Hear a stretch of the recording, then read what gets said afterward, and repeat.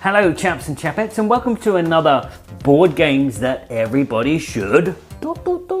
Hey, board game series where I take a game, not a video game but a board game, and I show you how it plays, and then I give you two reviews. I give you a technical review of the components and the mechanisms and how they work and how they look, and then I give you a personal opinion, a personal review, how the game feels for me personally, and hopefully you put these two together and you can decide for yourself that this is a board game that everybody should bin or a board game that everybody should buy. There you go, you fill in the blanks. That's why I put a ... in there. In this video I'm going to be showing you the game Qui Paire Gagne, which if you translate into English is who pairs wins, which sounds like the expression who dares wins, which sounds a lot better than the original English name, which is called Plucking Pairs. You know that one? Yeah. So this game is a kind of game show-esque game where you are actually playing like a game, that game show feel. And as you can see, I like being a contestant on a game show. But do I like this game? Let's look at the technical details of this game and then show you how to play. Ha ha ha ha ha. Over the edge.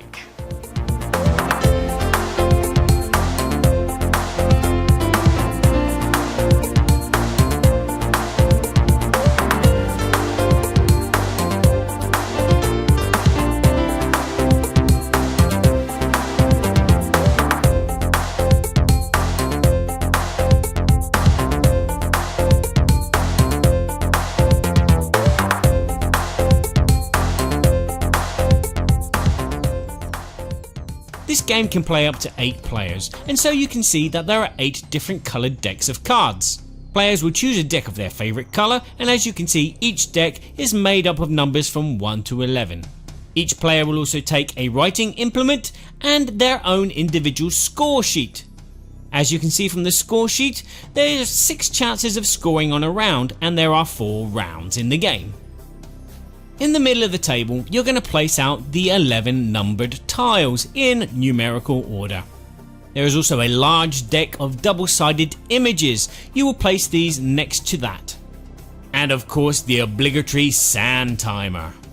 And now everybody is ready to play.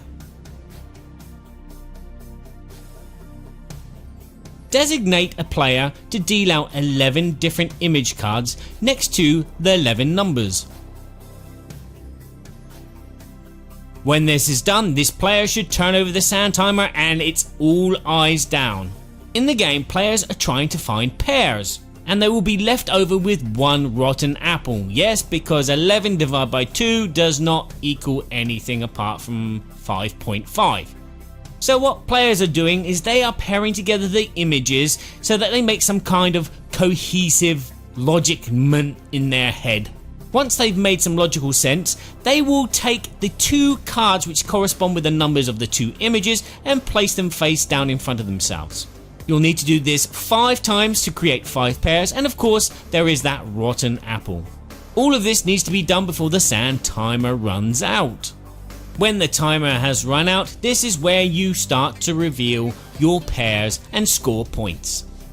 Choose a start player to start revealing their pairs. When they call out the 2 numbers on the cards of the images that they have matched, all the other players put their hand up to say that they have the same matching numbers, again revealing these pairs in front of themselves. It is then that you count how many players have matched your match. So if 3 other players have the same pair as you, you score 3 points, and so do they.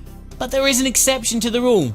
If every player has exactly the same pair as you, or no players have exactly the same as you score 0 points.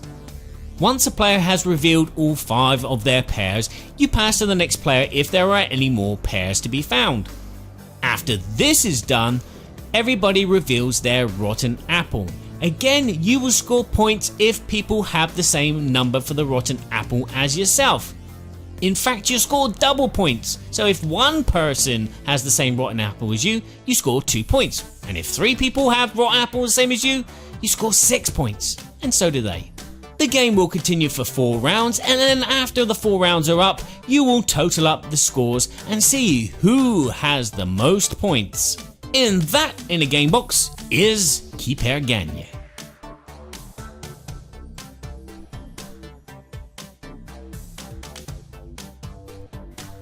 So the technical review, the components.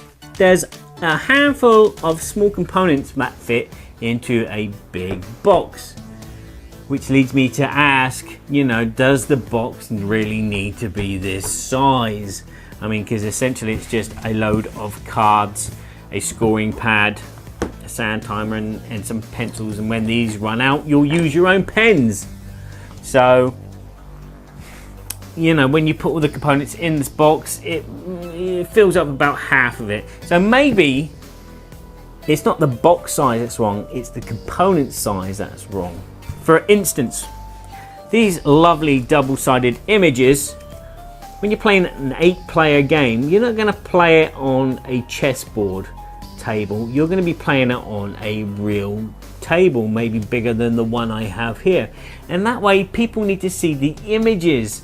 You're racing against time to look at the images and make these comparisons. And if you're having to oh yeah, so my number, oh yeah, doesn't work.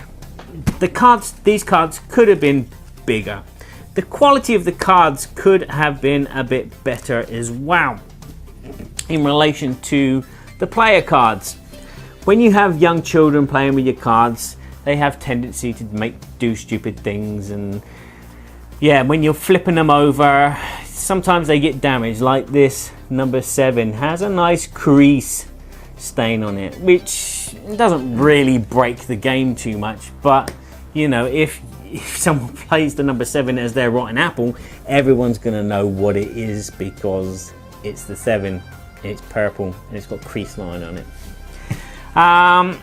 Nice chunky tiles, nice pencils, IKEA styly, a nice very big pad for scoring, and the scoring pads are double-sided as well, which is great.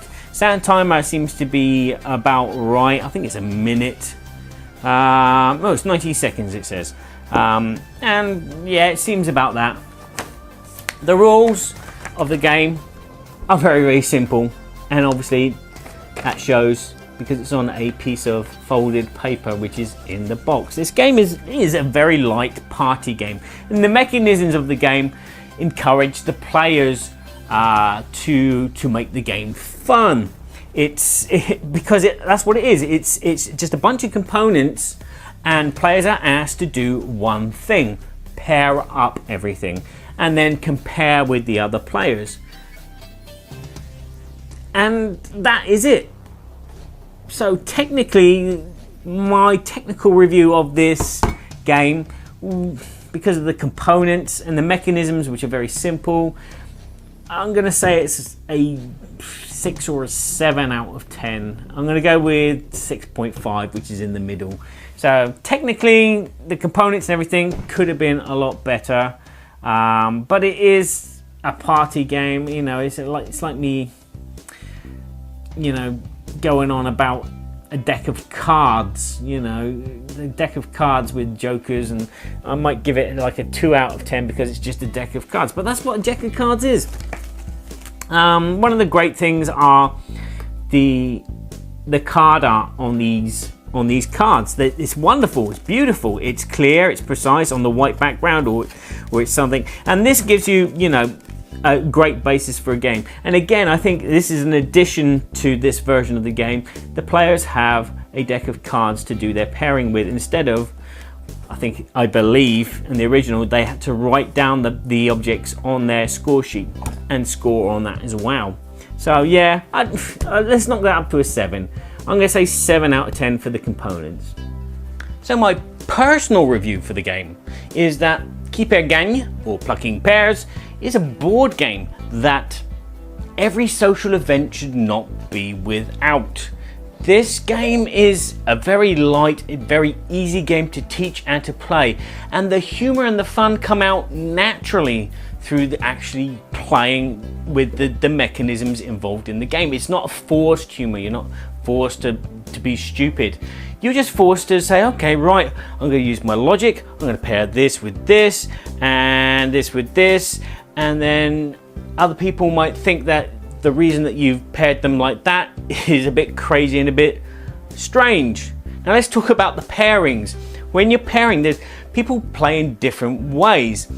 For example, you have your simple pairings, which is normally what the children do. They normally pair things like, well, that's two animals. And that becomes really strange when there are actually three animals on the table. You know, why did they pair those two animals? And say, well, those two are animals. Another simple pairing that kids and some people will do is, well, the majority of the object is the color, you know, or it's something which you find in a room, so like in the kitchen or on an office desk.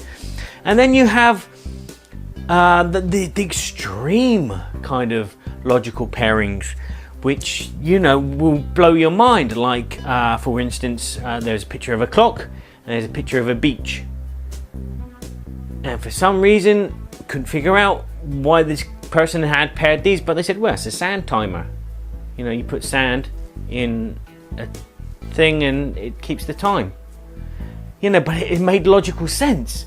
And so the different people that you're going to play with are going to give you different experiences. If you play with younger groups, they're going to have a different mindset to the older groups, and so sometimes you'll have these really strange ideas. I like playing with, you know, people my age because there's more humor in it that way, because you expect your friends and your family of your age to have the same ideas as you, and when they come up with a pairing which is totally skew with, that's where I said the humor lies. And because there's no wrong or right answers for this game, the game is completely open, which is great for kids, because, you know, there's nothing worse than them doing like a quiz show and they get all the answers wrong because they don't have the knowledge. In this game, they do have the knowledge, they have their experience, as does everyone else. But sometimes some children can feel a bit left out when they don't pair up with anybody because they have a different way of thinking. They have, you know, they approach the world differently. Especially if you're playing with a group of adults and a couple of kids. The kids will rarely pair up and get points from the adults, and occasionally do it with other kids because kids are different that way. I kind of wish there was a variant in there, so there was like a right and wrong answer. Maybe someone, kind of like an apples to apples kind of style of game, where someone actually picks the pears and the rotten apple, and everyone else has got to guess what they paired up, and then they score that way from that kind of like overlord player, so to speak. But, you know, that's just thinking out of the box and like a variant inside the game. The gameplay is pretty rapid, and there's a house rule that I normally use, and that is if the sound timer runs out and people still got cards in the hand, they have to do them at random and do their pairs that way. And again, that can bring humor as well, because sometimes you've got to improvise to say, well, those two are paired not just because I did them randomly, but because the grasshopper likes to eat pirates. Stupid things like that. But I really enjoy the art. The art does give you some ideas. There's some obvious pairings. There's some very non-obvious pairings. And then sometimes when you're left with a few cards in your hand, you're going, well, how can I pair these objects? And you're like, oh, I've got to go back through my other... That can be a bit annoying when you've got to go back through your other pairs. Again, when you're revealing the pairs, it's a little bit long, a little bit laborious. But the thing is, you get to hear people's explanations of why they paired this with this, and that can be interesting, especially if you're playing with a good group of people. Don't try playing this game with 3 players. Play it with the maximum. Play it with 8 players. You have more laugh. It takes longer. It does take more than 30 minutes to play 4 rounds with with 8 players because you're so busy laughing at other people's stupid ideas. But hey ho, that's the fun of the game. This is a great game for non-gamers. You know, I have members of my family that don't like to play games, but you know, I could put this on the table quite easily and say, right, let's just do this for a couple of rounds and then just have a laugh before we eat dinner or something. And it works really well in that kind of environment. You know, it's an icebreaker, it's a, you know, a cocktail party kind of game. But as I said, the components could have been bigger, especially when you're like around a big dining table and you're just about to eat and you're like, well, let's play this, and then everyone huddles around and all the chairs shuffle along. Yeah, but I really enjoy this game. It's not a game that I'm going to play a lot because it's a party game and it requires a big group of people, but it is quite enjoyable, and I give it an 8 out of 10. So my combined score, if you put my technical review and my personal review together, you're going to have a mean average of 7.5 out of 10, which is not bad for a party game. So there you have it. Thank you very much for watching, and I hope that you found this video informative and it's pointed you in the direction of whether this game is a game for you or not, because you don't have to own every single board game out there. You just need to own a few good ones, and hopefully I've helped you out there. So all that remains for me to say is, if you've enjoyed this video, give it a like. If you know someone that might like it, share it with them. If you want to subscribe, I'm not going to stop you. You can subscribe if you want to my YouTube channel. And if you want to help contribute towards the show, you can throw, there's a donation button somewhere on the screen going to Patreon, and you can donate some money to me to help keep me doing this, and also maybe pick up to yourself some promos in the process, and maybe win yourself a prize in my monthly draw that I do. So I'll say ciao for now. Thank you very much for watching, and remember, please play nice with each other, please. Just sitting at the table next to Felicia would be quite nice. Wouldn't it be good? I got some board games, I don't know how many. Just like they do on beer and board games.